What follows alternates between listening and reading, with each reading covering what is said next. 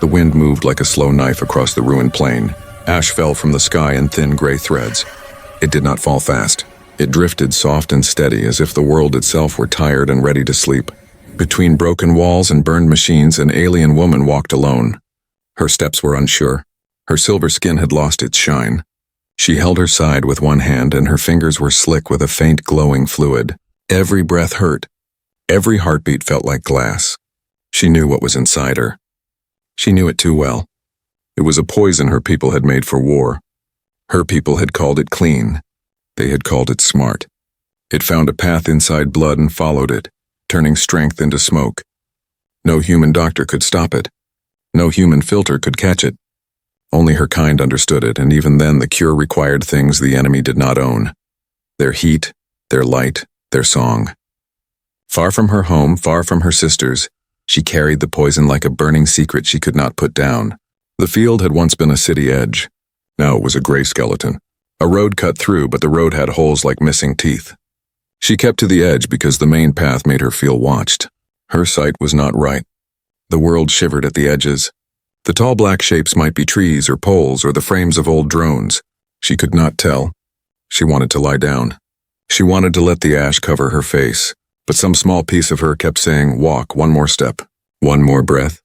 She stumbled and fell against a piece of broken wall. The impact sent a new wave of pain through her. She closed her eyes and waited for the worst of it to pass. When she opened them, a pair of small insects crawled across the stone near her head. They were the same color as the ash. They did not care who she was or where she came from. Life kept moving even here. The sky gave a low growl. Not thunder, engines. She froze and listened. The sound came and went, then came again from another direction. Patrols, human or her own. Her heart sped up. The poison moved faster with fear. She forced a slow breath and then another. She pushed herself back to her feet and began to walk toward a line of wrecks, where metal ribs stuck out of the earth like the bones of a buried ship. Her legs felt hollow, like they might fold at the knee. The glow at her side leaked through her fingers in thin threads. The ash hissed where it touched the ground. She thought of her mother's voice when she was young. "Keep your glow inside, little one. It is your life and your light." She pressed harder and set her jaw. The ship ribs were not far. If she could crawl into their shadow, maybe the patrols would pass.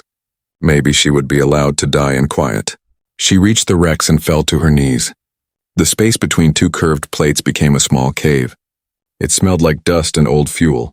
She pulled herself inside and curled on her side, face to the metal, back to the world. It was darker here. The ash fell beyond the opening like a curtain. She let her head rest on her arm. The cold touched her skin and moved through her body, slow and sure. She had been told what to do if the poison ever touched her. Do not run. Do not fight. Call for the sisters. They would bring a white box with warm light and a set of long needles made from the teeth of skyworms. They would sing a small code into her skin while the light turned and the needles drank the poison out. She had seen it once in training. It had looked almost gentle. The soldier had smiled after. Like a storm that never arrives, she had said. There was no white box here. There were no sisters. The engine sound returned closer now. She held her breath without meaning to. It was a human sound. A raw growl. A heavy truck. The tires cracked the thin crust of ash and glass. She felt the vibration in the metal around her. She thought of using the last of her strength to crawl deeper, but another thought came first. If humans find me, they will not know my poison. They will touch the glow and it will eat them. The war had been full of such stories. The glow burned through metal. It turned armor to smoke. It turned flesh to ghost. She did not want more death. She did not want more stories like that. She pulled her hand away from her side and wiped her glowing fingers on the inside wall of the wreck, high above where a human might place a hand to lean in. Her palm left a bright streak. It sizzled and then dimmed as the metal blackened. She held her wound again. The pain returned hot and sharp. She closed her eyes, jaw tight, and waited. The truck stopped. A door opened. Boots hit ground. One said only. She heard a soft cough and then a human voice, low and careful. "I know you're in there," the voice said. "You're not the first to hide in these ribs." She did not answer. Silence could keep a life sometimes. The boots approached the opening. The ash curtain moved and a figure blocked the gray light. A man. He wore a helmet with a cracked visor. There was dirt on his face and a cut over one eyebrow. He did not raise a weapon. He crouched and peered into the dark, then blinked as his eyes found her.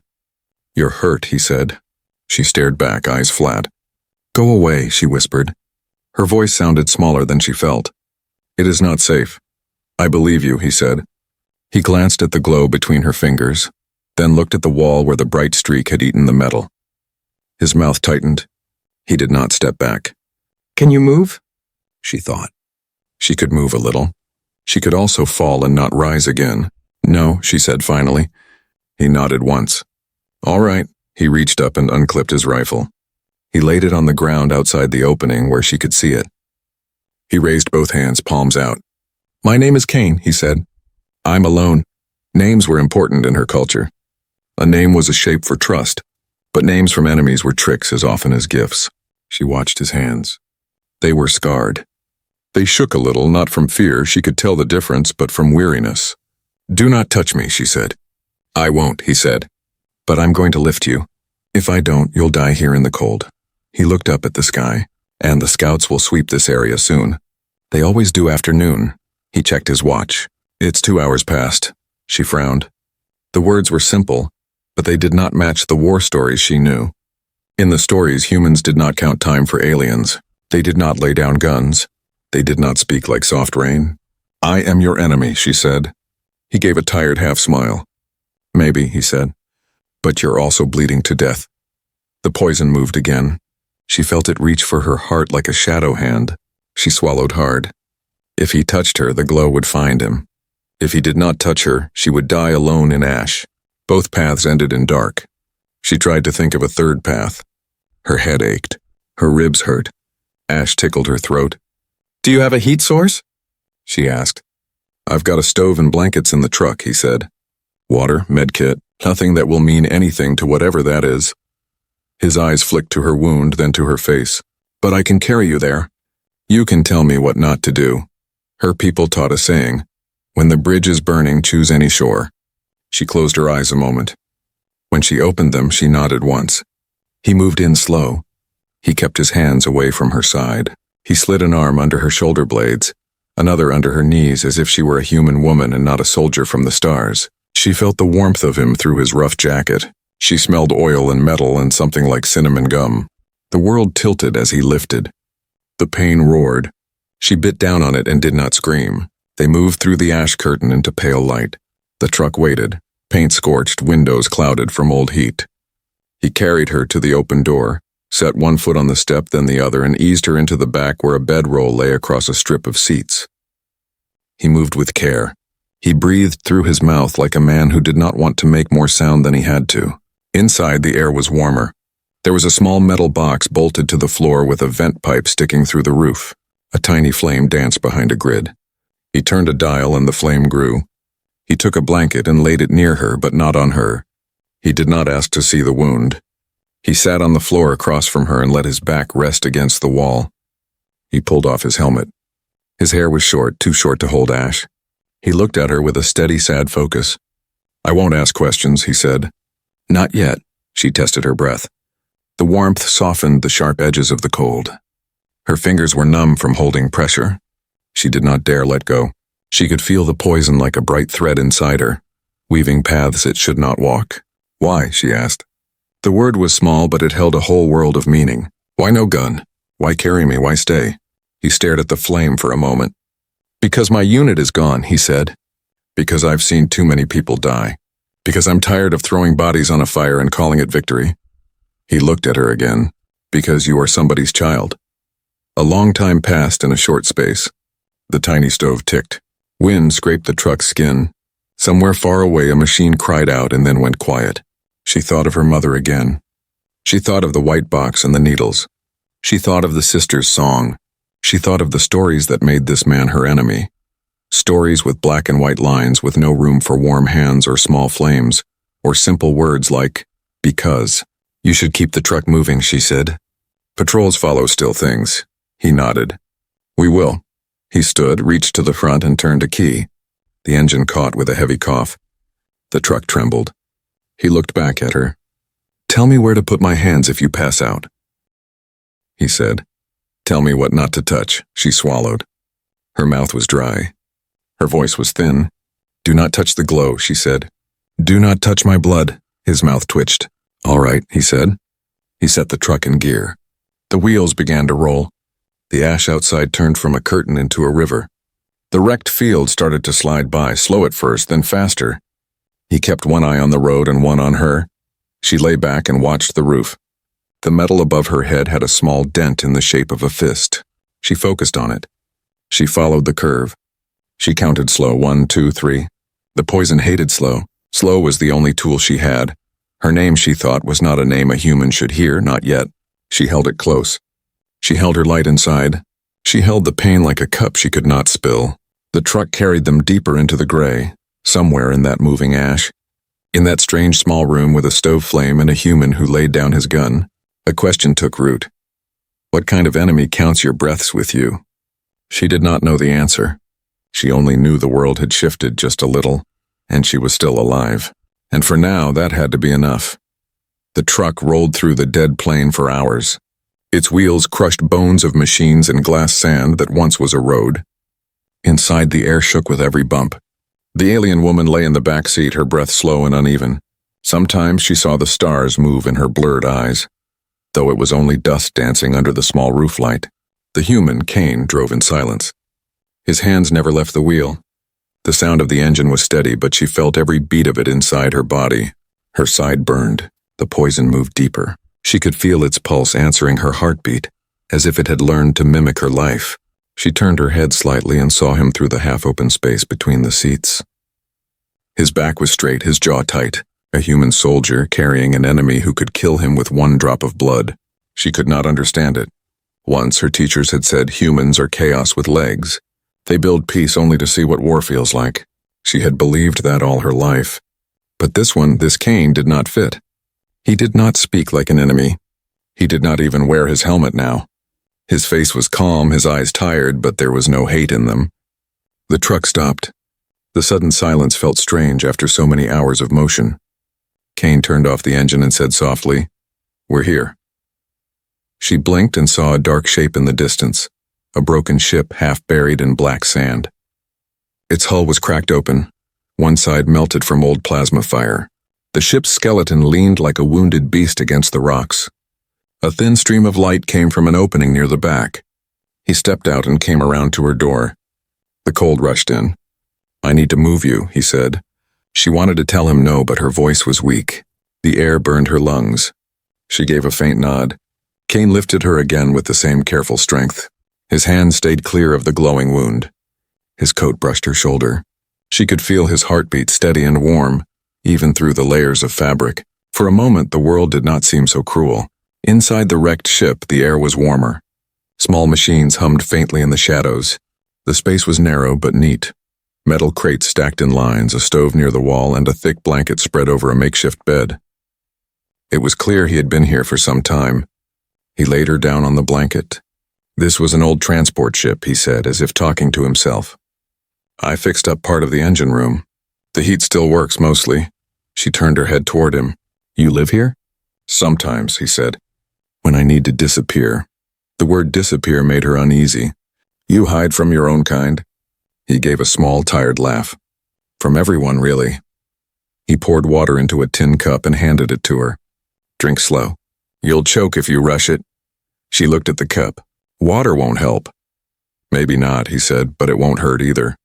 Her hands trembled as she lifted the cup. The metal was cool against her lips. The first sip felt like fire in her throat, but it helped her focus.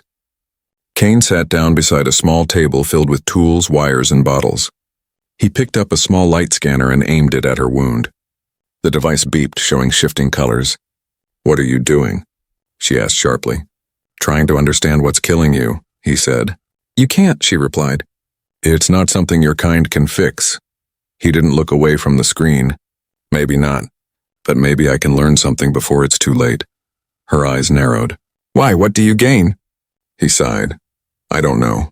Maybe I'm tired of not trying." She studied him for a long moment. His face was lined with exhaustion, but not fear. He was not doing this to prove anything. He was doing it because he couldn't walk away. That was new to her. He set the scanner down and reached for a cloth. "I need to clean around the wound." I won't touch the glow. She hesitated, then gave a small nod. If the poison gets on you, it will eat your skin. Then I'll be careful, he said simply. He tore a strip of clean cloth, dipped it in antiseptic, and wiped gently around the edge of her injury. The air filled with the sharp scent of medicine and ash. She clenched her jaw as pain flared, but she did not cry out. His hands moved steady as machines. For a few minutes, there was only the soft sound of his work. Then he said quietly, "What do you call it, the poison?" She looked away. "We call it the mirror." "Why that name?" "Because it reflects the hate inside the one it kills," she said. "The more you fight it, the faster it spreads. It feeds on fear and anger. That's why no one survives it." He paused, cloth in hand. "That's a cruel weapon." She gave a bitter smile. "War is a cruel thing. We made it to destroy your kind. Now it destroys me."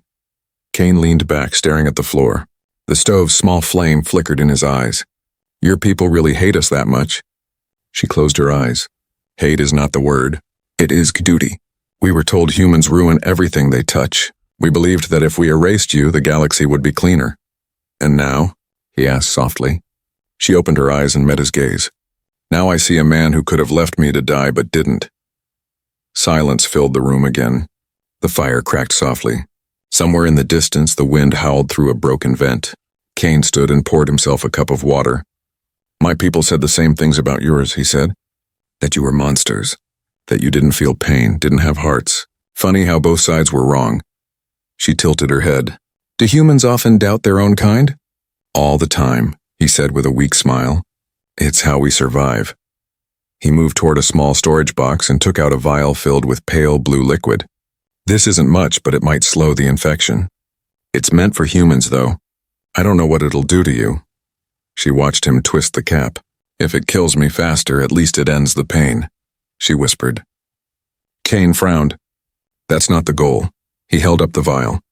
"You trust me?" She wanted to say no. Every part of her training screamed no. But her body trembled, her sight blurred, and her voice came out softer than she meant. "I don't know. Maybe a little." He nodded once. "That's enough."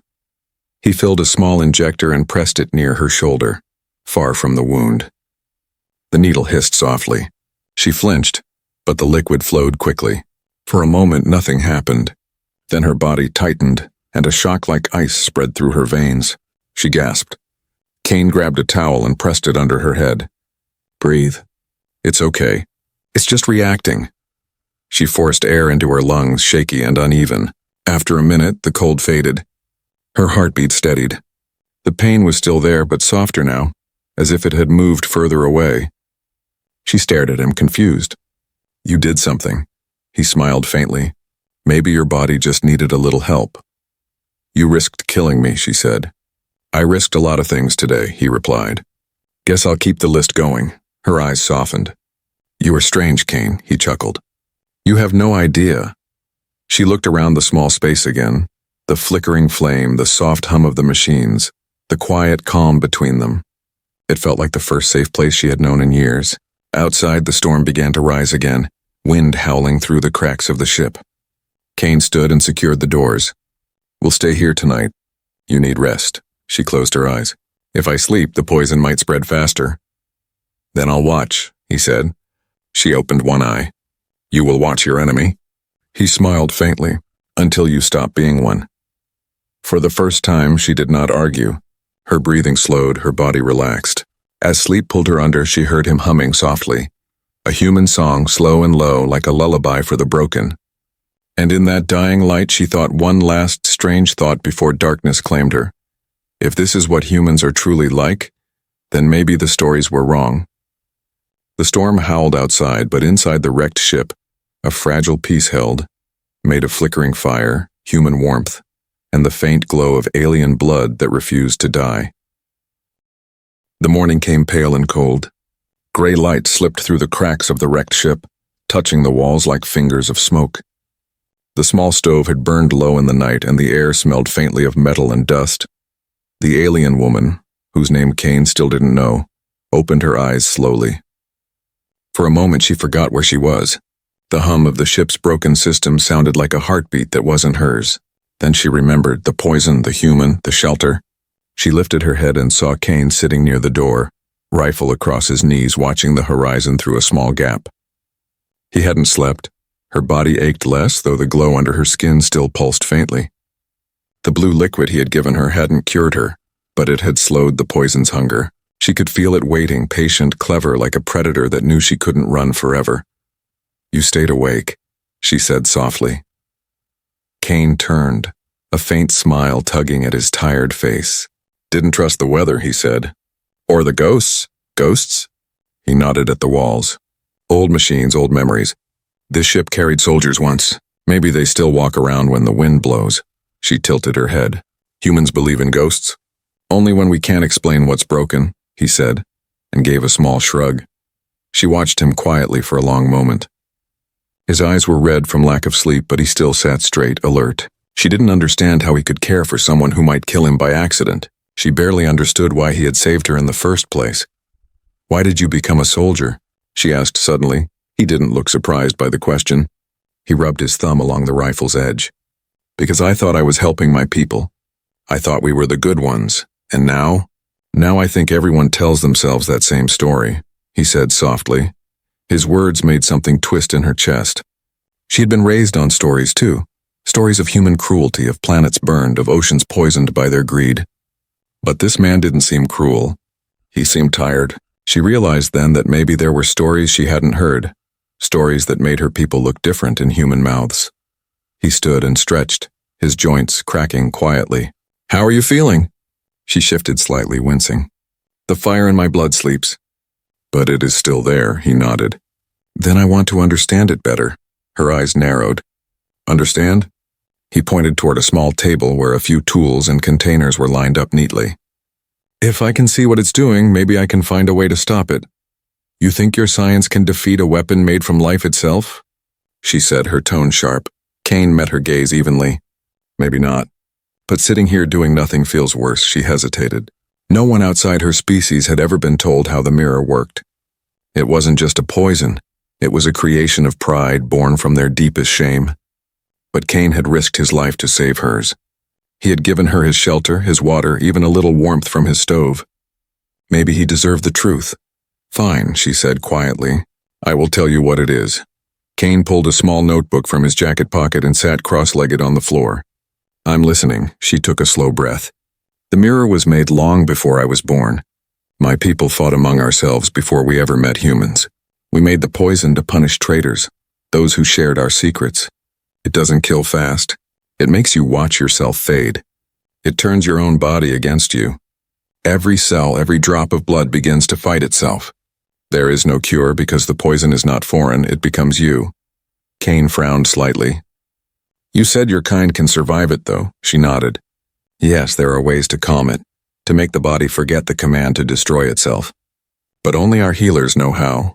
Only our bloodlines carry the light it obeys." He scribbled notes quietly, then looked up. "And when it spreads to someone else?" She looked down at her hand where faint silver veins glowed through the skin. "It doesn't spread, it copies. It learns the shape of its new host and writes a new song for it. That is why it cannot be stopped once it begins." Kane's brow furrowed. "So it adapts." "Yes," she said. "It changes every time it kills. It remembers." He leaned back, silent for a moment. The wind outside moaned through the cracks, a sound like the sigh of the dead. "You call it the mirror, but maybe it's more like a reflection of war itself. You built something that never forgets pain." She looked at him sharply. "You speak as if you understand." "Maybe I do," he said quietly. "Humans make the same mistake. We build weapons and then we spend years trying to unmake them, but the hate that made them never disappears." His words hung in the air like smoke. After a long silence, she said, "You talk like someone who has seen too much death." He met her eyes. "I have," she studied him. The edges of his face were hard, carved by time and sorrow. There were scars on his hands, small white lines that spoke of years holding a gun. For a moment, she wondered what his world looked like before the war. Did he have a home, a family? A place that smelled of peace? "You're poison," he said finally. "It reacts to emotion. Fear and anger make it faster. What about other things?" "Other things?" she repeated, like hope or kindness. She gave a small, bitter laugh. "We never tried." Kane leaned forward slightly. "Maybe that's the problem." She stared at him. "You think kindness can stop death?" He shrugged.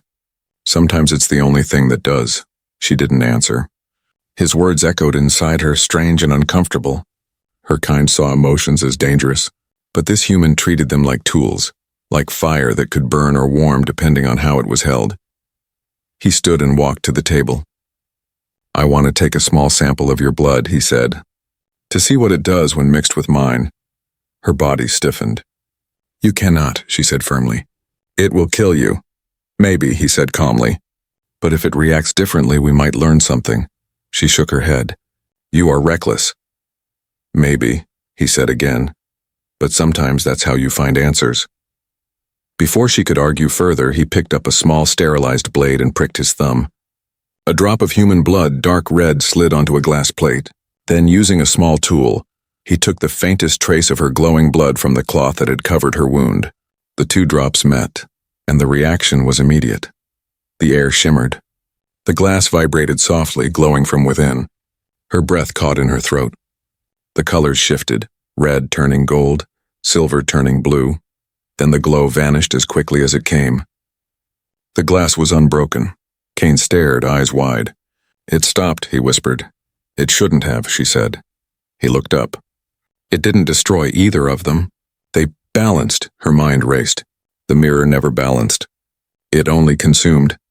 But this was something new. "Your blood resisted," she murmured.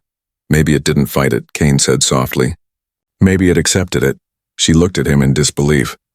"That's not possible." He gave a faint smile. "You said yourself it reflects what's inside. Maybe I don't have hate for you." The idea was absurd. And yet deep inside she felt a spark of something she hadn't known in years. Hope. Kane covered the glass plate with a small lid. "We'll study it more," he said. "There's something here."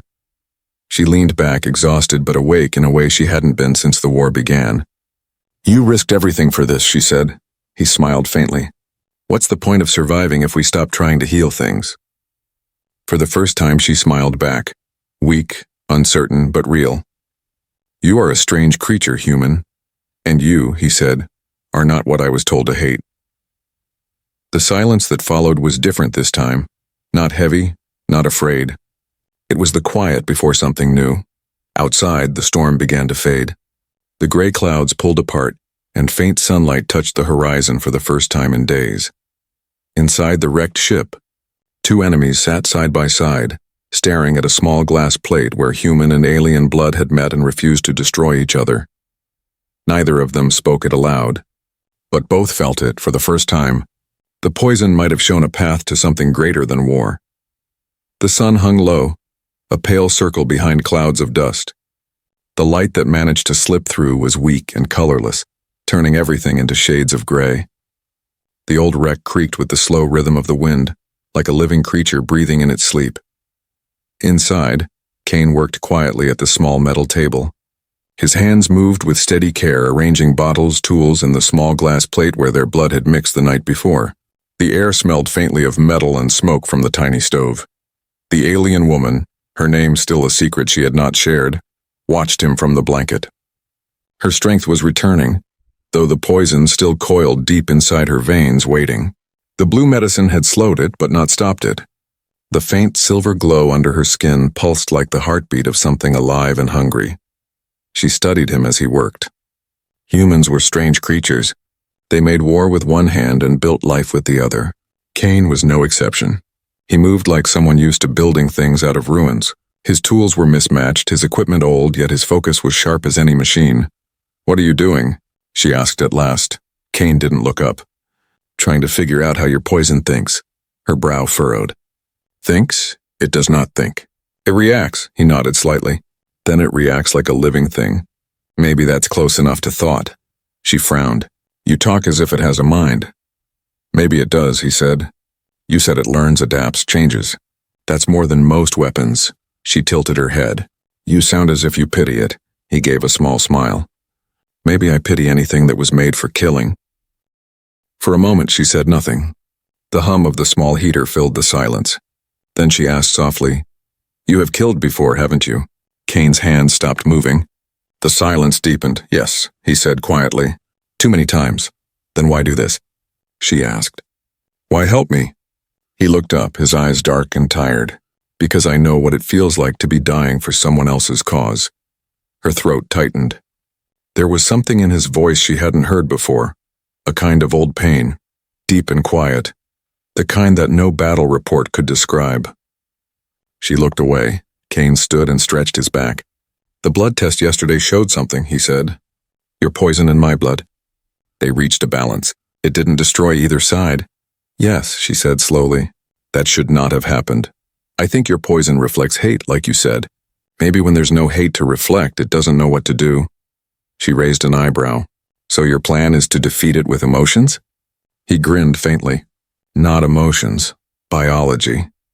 The fact that my blood didn't reject yours means there's something in it. Some protein, some code that confused the poison. I'm going to find out what. He moved toward a small case near the wall and opened it. Inside were several vials of colored liquid, old medical kits, and a portable analyzer half held together with tape. She blinked. You carry a laboratory? Scavenged from bases, crash sites, he said. Never thought I'd use it for this. She watched as he cleaned a small needle and filled a syringe with his own blood. You mean to test it again? Not just test, he said. Mix, refine, maybe build something that your body can handle. She shook her head. You risk death every time you touch that poison. He shrugged lightly. I've had worse company. Her gaze softened. You don't value your life much, do you? Kane stopped for a moment, meeting her eyes. I do, he said. That's why I don't want to waste it. He began to work again, drawing lines of blood and glowing fluid on the small metal tray, adding drops from different vials. His face was focused, his expression calm, but his eyes carried the same storm she felt inside herself. Hours passed in near silence. The poison responded to heat and light, flaring and dimming in strange patterns. He recorded each reaction in his notebook, his handwriting small and precise. Finally, he stepped back, wiping sweat from his forehead. It's doing something, he murmured. She sat up weakly. What do you mean? He tilted the tray so she could see. The mixture pulsed in slow waves of gold and blue light, blending rather than burning. The glow was not the violent silver she feared, it was softer, alive like the calm after lightning. Her eyes widened. That's not possible, she whispered. Maybe not, he said. But it's happening. He leaned closer, his eyes reflecting the light. I think your poison doesn't hate life. It just doesn't understand difference. When it meets something it doesn't recognize, it attacks. But when it finds something close enough, it listens. She looked at him stunned. Listens? He nodded. Like an echo. Maybe it needs to be taught what not to destroy. Her voice trembled slightly. You speak as if it's a child. Maybe it is, he said. A violent one, but still learning. The word stirred something deep inside her. Her people had built the mirror in arrogance, not wisdom. They had called it a perfect weapon, but perhaps it was a mirror for their own ignorance. Kane turned to her suddenly. I need another sample, he said. Fresh this time. She hesitated, then nodded. He drew the faintest drop of glowing blood from her arm. The contact stung, but his touch was careful. He added the drop to the gold-blue mixture. The reaction was instant. The colors flared, bright, living, wild, and then steadied again into a pale light. The glow no longer looked like poison. It looked like life. Kane exhaled. It's stable, he whispered. Do you feel anything? She waited, listening to her heartbeat. The pain was still there, but quieter now. The burning in her chest had dulled. Something changed, she said softly. The fire is fading. Kane smiled faintly. Then we're close. She stared at him, her voice trembling. You don't even know my name, yet you're saving me. He chuckled quietly. You'll tell me when you're ready. Her lips curved into the faintest smile. Maybe I will. The quiet stretched again. Outside the storm had passed, and the light coming through the ship's cracks was warmer, almost gentle. Kane turned back to the table, writing notes rapidly. This isn't a cure yet, he said, but it's a start. If we can get more of your blood and match the right balance, it could cleanse the poison completely. She watched him with a mix of awe and fear. You talk like a healer, not a soldier. He looked up, his eyes soft. Sometimes soldiers try to fix what they broke. Her throat tightened. For the first time, she saw not the enemy her people had described, but a man trying to hold the pieces of a shattered world together. After a long silence, she said quietly, My name is Saren. Kane blinked, as if the word itself had power. Saren, he repeated softly. It suits you. She tilted her head. How would you know? He smiled. Because it sounds alive. For a moment, neither spoke. The warmth of the stove, the hum of the wind, the faint glow of the mixture between them. It all felt like the quiet heartbeat of something new. Something fragile but real. Then suddenly, the soft light from the mixture began to flicker. The glow turned darker, the tray trembling slightly. Saren's breath caught. It's reacting again. Kane grabbed his gloves and tried to steady it, but the glass cracked, spilling a few drops onto his bare wrist. The light flared violently. Saren gasped. Kane! Don't move, it'll burn through your skin. But the light didn't burn. It sank into his skin like mist absorbed by rain. The veins under his wrist glowed faintly gold for a heartbeat, then faded. Kane stared, breathing hard. It didn't hurt, he said quietly. Saren looked at him in disbelief. That's impossible. He looked down at his hand. Maybe the poison knows me now, he said softly. The thought made her heart race, not from fear, but from something else she couldn't name. For the first time in her life, Saren, the dying soldier of a fading race, felt something dangerous and powerful inside her chest. Hope. And beside her, the human with the golden veins looked like a man who had just defied the universe. The war outside still burned across worlds. But in that quiet wreck on that forgotten plain, a new kind of weapon was being born. Not of hate, not of death, but of understanding. The wind outside howled like an animal in pain. It scraped against the metal hull of the broken ship, each gust a reminder that the world beyond was still cruel and cold. Inside, however, something strange had begun to bloom, a warmth neither of them could name. Kane sat by the table, his right wrist wrapped in a piece of cloth. The faint golden veins that had appeared there earlier still shimmered faintly beneath his skin, like threads of sunlight trapped in flesh. Saren couldn't stop looking at it. It wasn't supposed to happen. The mirror never spared anyone. Yet this human sat before her, alive, breathing, and very much defying everything she had ever believed. You should rest, Kane said without looking up. His voice was calm, but it carried the kind of quiet authority that made people listen. I should be dead, Saren replied. Her tone was dry, almost a whisper, and you should be afraid of me. Kane turned his head slightly, his tired eyes meeting hers. If I was afraid, I wouldn't still be here. You should be, she murmured. The mirror doesn't forgive. It remembers. Even now it's watching me. It's waiting. He leaned back in his chair, arms crossed. Then let it wait. We've got work to do before it gets what it wants. Saren stared at him. You speak like you can command death. I can't, he said, but I can bargain with it. He rose and began rummaging through a crate of old equipment. The sound of metal and glass echoed softly in the cabin. Saren watched, feeling the pulse of the poison stir faintly within her. It was restless now, reacting to his presence. She didn't know if it hated him or feared him. What are you looking for? She asked. Kane found what he wanted, a small scalpel, a sterilizer, and a few empty vials. Proof, he said simply. Of what? That what happened yesterday wasn't an accident. Saren's breath caught. Kane, no. He met her gaze. We both saw it. My blood and yours, they balanced each other. Maybe that's the key. You don't understand, she said sharply. It isn't just a toxin, it's alive. It's tied to memory, to feeling. You can't just mix it again and expect mercy. He smiled faintly. Then it's a good thing I'm not asking for mercy. Before she could stop him, he picked up the scalpel. The blade gleamed dull silver in the stove's light. Saren's body went cold. She tried to move, but pain rippled through her chest like lightning. Kane, stop, she said urgently. You don't know what you're doing. He looked calm, too calm. If my blood really can resist your poison, then it might also carry a way to cleanse it. But I can't test that without contact. Her voice trembled. You'll die. He gave a small, tired smile. Maybe. But if it saves you, then at least one of us gets to live. Then without hesitation, he drew the blade across his palm. The cut wasn't deep, but it was clean. A thin line of dark red welled up instantly. The scent of blood filled the air, sharp and metallic.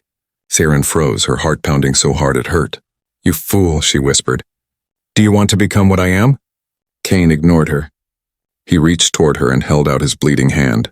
You said the mirror reacts to fear. Then don't fear it. Take it. She stared at him in horror. You don't know what you're asking. I do, he said softly. Trust me. Trust. The word struck her like a physical blow. It was not a word her kind used anymore. In her people's language, there was no direct translation for it. They had replaced it long ago with loyalty, command, and duty. But trust was different. It was fragile, human, alive. She shook her head. If I touch you, then maybe we both find out what we're meant to become. His voice was steady, but there was something else in it too. A quiet fire that reminded her of everything her people feared about humans. Their stubbornness, their ability to hope in places where logic should have died. The poison inside her pulsed faster, sensing danger. She could feel its whisper in her mind like an ancient echo. Kill the threat. Destroy what doesn't belong. Cain stepped closer. His hand trembled not from fear but from the strain of holding still. Saren, he said quietly, you trusted me when I carried you from that battlefield. Trust me now. Her eyes met his. In them she saw no weapon, no enemy, only a man standing on the edge of something neither of them understood. Slowly, her hand lifted. Her skin glowed faint silver in the dim light. The heat of the poison burned through her fingertips as she reached out. When their palms met, the world seemed to hold its breath. The contact was electric. Her glow surged instantly, bright enough to paint the walls in light. The poison roared inside her, angry and wild. But then something unexpected. The heat turned softer, the pain slower. Cain didn't pull away. His eyes stayed locked on hers, steady, calm. A strange warmth spread through her arm, up her shoulder, and into her heart. The glow changed color from silver to gold. It wasn't consuming anymore. It was blending. Cain winced, his body tensing, but he didn't let go. It's working, he gasped. Saren shook her head. No, it can't be. The mirror's voice, the whisper of the poison, screamed inside her mind. You cannot bind what must divide. But the voice grew weaker with every beat of her heart. The warmth from Cain's hand spread further, burning through the infection. Her body began to tremble. The pain turned into light. She saw memories flash before her eyes. Her homeworld, the endless war, the faces of her sisters. And then something new. Cain's face carrying her through ash, refusing to leave her behind. The poison faltered, and for the first time since she was infected, Saren took a full breath without pain. Cain stumbled, his knees hitting the metal floor. Their hands came apart, the golden glow flickering between them before fading. He fell back against the wall, breathing hard. Did it work? He asked, his voice faint. Saren sat in stunned silence. The glow in her veins was gone. The light under her skin had vanished. She pressed her hand to her chest. The steady, calm rhythm of her heart felt almost foreign. Cain, she whispered. It's gone. The poison, it's gone. He smiled weakly, eyes half open. Told you! Worth a try. But then she saw it. The golden light creeping up his arm, spreading slowly like fire beneath the skin. Her relief turned to terror. No, she said, moving to his side. No. You've taken it into yourself. He looked down at his arm. The light pulsed faintly, but there was no pain in his face, only calm. Maybe that's how it's meant to be, he said quietly. Tears filled her eyes. You can't die like this. Not after everything. Cain reached up and touched her cheek. His fingers left faint trails of warmth against her skin. Maybe I won't, he said. Maybe it just changed me. She shook her head, unable to speak. He leaned his head back against the wall and closed his eyes. Do me a favor, he murmured. If this really is the cure, promise me you'll share it. Don't let it die with me. Her voice broke. I swear it, he smiled faintly. Good. Then maybe this war finally gets one thing right. His breathing slowed. The golden light along his arm dimmed until it was barely visible.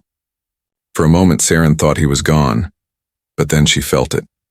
A faint pulse of energy, calm and steady, spreading through the air like sunlight. The mirror hadn't claimed him. It had changed him. Saren sat beside him, tears streaking down her silver skin. Outside, the storm had broken, and real sunlight filtered through the cracks of the wreck. It painted them both in gold. She took his hand again, her voice a whisper. You said you could bargain with death.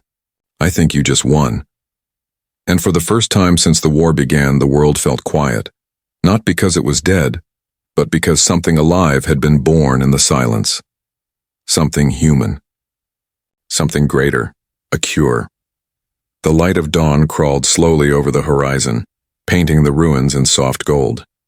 The wind had quieted to a whisper, carrying the smell of burnt metal and cold dust. Inside the shattered ship, Saren sat in stillness. Her skin no longer glowed with the silvery sickness that once marked her. The mirror, the living poison her people had forged, was gone from her blood, yet she could not rejoice. Cain lay against the wall, motionless but breathing. His chest rose and fell in slow rhythm, every breath sounding like the struggle between two worlds, one human, one alien, both trapped inside him. The golden veins that had spread up his arm during the night had now faded to a faint shimmer beneath his skin. It was beautiful and terrifying. Saren brushed a hand across her face, her silver eyes shining faintly in the dim light. She could not understand it. The mirror does not change its nature, she thought. It kills, it burns everything it touches. But Cain had proven that rule false. Somehow his blood had changed it, tamed it, and then taken it into himself. She knelt beside him, touching his forehead carefully. His skin was warm, almost fever-hot, but not burning. A strange calm radiated from him, as if something inside was healing itself slowly. "Human," she whispered, her voice trembling. "Why did you do this?" He didn't answer. His eyes moved faintly behind closed lids like someone dreaming. She watched him for a long time. The ship around them groaned softly, wind pressing against its broken sides. It was a lonely sound, a sound she had grown used to, yet now it felt different. For the first time in her life, she wasn't alone in her pain. She remembered his words from before, the way he'd said, "Maybe I can't cure you, but I can try." And she realized something she had never dared to think before. Humans had hope where her kind had only certainty. That was their strength. It was why they survived even when the universe tried to erase them. The golden light pulsed faintly under Cain's skin again. It caught her attention like a heartbeat. She leaned closer and felt it hum through the air, soft, steady, alive. It wasn't poison anymore. It was something new, something that shouldn't exist. She stood, her movement slow but steady. Her body felt light, stronger than before, as if every cell had been rewritten. She turned to the small table where Cain had left his notes and tools. Pages lay scattered, covered in his rough handwriting. Words she didn't fully understand. Chemical bonds, plasma serum, antibody resonance, but one sentence stood out, circled 3 times. Balance is the key. Not destruction, not dominance, balance. Her breath caught. Balance. That was what the mirror had always lacked. Her people had created it as a weapon of control, not harmony. But Cain's blood, his strange defiant human blood, had shown it another path. Saren took one of the glass vials from the table. Inside it swirled a faint golden fluid, what remained of their mixed blood. It glowed like captured sunlight. She held it up to her face, watching the reflections dance in her eyes. "This could end the war," she whispered. "Or start a new one." The thought made her chest tighten. If her people discovered this cure, would they use it to heal or to build stronger weapons? She didn't know, but she knew Cain wouldn't have wanted it to be used for hate. He had given everything to save her life, not to fuel another conflict. A soft groan pulled her from her thoughts. Cain stirred, his head turning slightly. "Hey," she said quickly, kneeling beside him. "Cain, wake up!" His eyes fluttered open, blue-gray, hazy but alive. "Still here," he murmured, his voice rough but laced with that familiar hint of humor. Relief flooded through her. "You're alive," he smiled weakly. "Told you I'm hard to kill." She shook her head, half laughing, half crying. "You should not be alive. You took the mirror into yourself." "I didn't take it," he said slowly, struggling to sit up. "It changed. Became something else." He touched his chest lightly. "It's quiet now. Like it's sleeping." Saren studied him closely. There was no sign of sickness, no fever, no glow of infection. The golden shimmer under his skin remained faint, almost gentle. He looked human, but somehow more. "What did you do?" she asked softly. Cain leaned his head back against the wall, eyes distant. "I didn't do anything special. I just didn't hate it," her breath caught. "You mean?" He nodded faintly. "You said it reflects what's inside, right? The mirror feeds on fear, anger, hate. Maybe when it met something else, something that didn't fight, it didn't know how to kill." Saren stared at him in awe. You broke its law by being human. Kane chuckled weakly. Guess we're good at that. She looked down at the glowing vial in her hand. Then this isn't poison anymore. It's something else entirely. He glanced at it. A cure. The word hung in the air between them, heavy with meaning. Saren swallowed. A cure that should not exist. Kane's gaze softened. Maybe those are the ones that matter most. They sat in silence for a while. The sun climbed higher, its light spilling through the cracks and lighting the floor in golden lines. Finally, Saren spoke again. Kane, if my people find this, they will come for me. They will want it, I know, he said quietly. And humans will too. Then what do we do? Kane took a slow breath, eyes thoughtful. We give it to both. Not as a weapon. As a choice, she frowned. You think they'll choose peace? Not all of them, he said. But someone will. Maybe that's enough to start. Saren looked at him for a long time. His face was pale, tired, but his eyes were clear. He had seen too much death, yet he still believed in life. She realized that was what made him different. Humans were fragile, but their hope was indestructible. You are strange, she said quietly. He smiled. I'll take that as a compliment. She laughed softly, the sound surprising even her. It had been years since laughter had felt natural. Outside, the wind carried the sound away across the wasteland. Kane stood slowly, leaning on the table for support. We need to leave before the patrols return, he said. Your people will track the signal from this wreck. Saren hesitated, then nodded. There's an old outpost north of here. My ship's beacon might still be there. Good, Kane said. We'll go there. He started gathering the notes and the vials carefully, placing them into a small metal case. His movements were slower now, but steady. Saren watched him, feeling something she couldn't quite name, a mix of gratitude, admiration, and a quiet fear that he would vanish like a dream if she looked away. Before he closed the case, she placed her hand on his. Kane, she said softly. If something happens to you, he interrupted gently, his voice low, then you'll carry it forward. That's the deal. Her throat tightened. I never agreed to such a deal. He smiled faintly. You did when you lived. She looked down, unable to argue. As they stepped outside, the sunlight hit them fully for the first time. The ash in the air sparkled like gold dust. Saren squinted against the brightness. For years she had seen this world only as gray and dead. Now it looked alive again. Kane stopped beside her, the wind tugging at his jacket. You see that? He asked. The sky's clearing. She nodded. It looks different. He glanced at her. Maybe it's always been like that.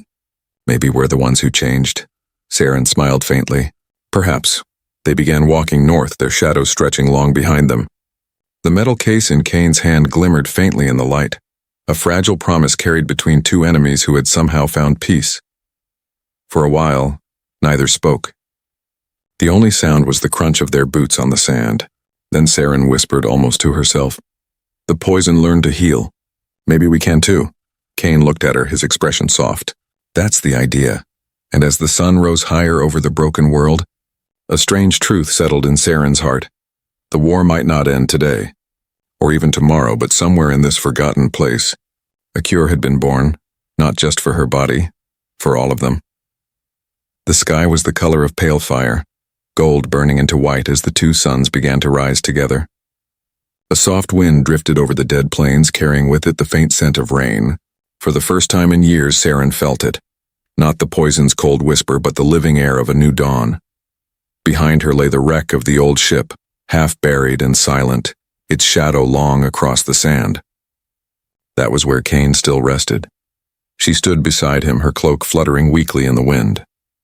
The cure, that impossible golden light, now pulsed quietly in a small glass vial around her neck. It glowed against her skin like a heartbeat. Kane had made her promise before he fell into sleep again, weak but alive. Take it. Keep it safe. Let it be more than just survival. He had drifted into unconsciousness after that. His breath was steady, but his body was still. A man between life and something beyond it. Saren had built a small shelter for him using the ship's remains. She'd cleaned his wound, checked his pulse, and watched the golden veins fade beneath his skin until they were barely visible. He was alive. Changed, but alive. Now she looked down at him. His face was calm, peaceful, the kind of peace only someone who had faced death and made peace with it could hold. You changed everything, she whispered. You changed me." The wind answered her, carrying dust and memory across the plain. She turned toward the horizon, where the old road led north, toward her people's territory. Somewhere out there were ships, outposts, and soldiers who still believed humans were nothing more than destroyers. If she returned with the cure, would they believe her story? Would they see what Cain had done or only see what he was? She didn't know, but she couldn't stay here. She kneeled beside him one last time. "Cain," she said softly, "if you wake before I return, don't follow. You've already given more than anyone should."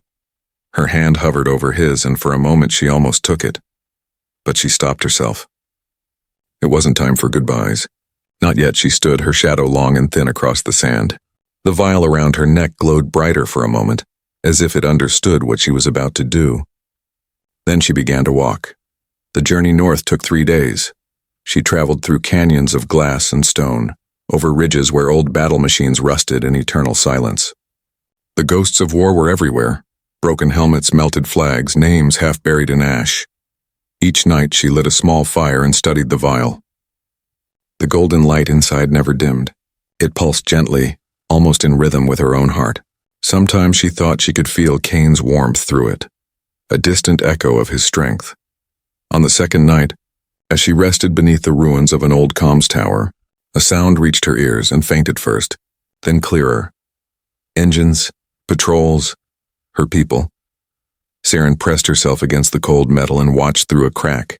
3 ships glided low over the sands, their sleek bodies shining like obsidian under the twin moons. She recognized the insignia, the sigil of the Alaran Guard, her people's elite. If they saw her, they would not ask questions first. She had been declared lost weeks ago, presumed dead or captured. A soldier returning alone would look suspicious. A soldier returning with human blood on her clothes and a strange golden light around her neck? Unthinkable. As the ships passed, she whispered a quiet prayer she didn't know she still remembered. Let them see a survivor, not a traitor. The ships vanished into the clouds, leaving silence behind. She moved again at dawn, following the road until the cracked remains of an outpost rose from the horizon, a dome-shaped structure half swallowed by sand. The Alaran crest still marked the entrance, though the metal was scorched and bent. Inside, the air was cold. The consoles flickered weakly. Still alive after all this time, Saren approached the nearest one and brushed away dust. The screen blinked. Identify. She pressed her hand against the sensor. Her silver blood pulsed faintly through her veins and the machine responded. Saren of House Vier. Status: presumed deceased. Not yet, she muttered. Activate channel. The system hesitated, then crackled to life. A distorted voice filled the room, sharp, commanding, unmistakably Alaran. Identify transmission source. This is Saren, she said, her voice steady. Survivor of the Western Front, I carry information. And a cure. There was a long silence. Then another voice, colder, female, replied, Impossible. The mirror has no cure. I have proof, Saren said. A cure born of human blood. The silence stretched. Then came a hiss of static, the sound of disbelief turning to fury. You consorted with the enemy? Saren's throat tightened. He saved my life, and in doing so changed what the mirror is. I'm not infected anymore. The poison is neutralized. You are contaminated, the voice snapped. No Alaran healer will touch you. Wait where you are. We are sending retrieval units. Saren's hand tightened on the edge of the console. If you come here, you will not find me waiting. Saren, listen to reason. If what you say is true, you have brought danger to us all. No, she said softly. I've brought hope. She cut the transmission before they could answer. The silence that followed was heavy. The silence of someone who knew she had just chosen exile. She looked down at the vial again, its light reflecting in her eyes. You changed me, Cain, she whispered. Now I have to change them. By the time she returned to the shipwreck, another storm had come and gone. The dunes had shifted, half burying the hull. The air smelled of ozone and rain. She pushed through the broken entrance, calling softly, Cain? No answer. Her heart clenched. She moved deeper, her boots crunching on the sand-covered floor. Then she saw him, sitting near the stove, awake. He looked different, stronger. The golden light beneath his skin was gone, but his eyes glowed faintly, not with color but with life itself. You came back, he said quietly. I promised, she said, smiling faintly. He studied her face, then the vial around her neck. You found your people. I spoke to them, she said. They don't believe, not yet. But they will. Kane nodded slowly. And when they come? I'll be ready, she said. With truth, not war, he smiled. That's a dangerous weapon. Your kind taught me that, she said. They sat together in the quiet, the stove's flame dancing between them. The silence wasn't heavy anymore. It was full of things neither could say aloud. Gratitude, respect, something deeper, unspoken. Finally, Kane broke it. What happens now? Saren touched the vial lightly. Now we carry it forward, together. He raised an eyebrow. Together? She nodded. You think I'd let the only human who cured an Alaran die of boredom in a ruin? He laughed, a tired, genuine sound that filled the room. I guess not. Outside, the suns rose higher, their light washing over the wasteland. The air shimmered with heat and gold. For the first time, the world didn't look like a graveyard. It looked like a beginning. Saren stood holding out her hand. Come, Kane, let's build something worth saving. He took her hand, his grip firm and warm. Lead the way, Saren of House Veer, she smiled. And you, Kane of Nowhere. Together they stepped into the light, two soldiers from opposite sides, carrying the cure of a dying world.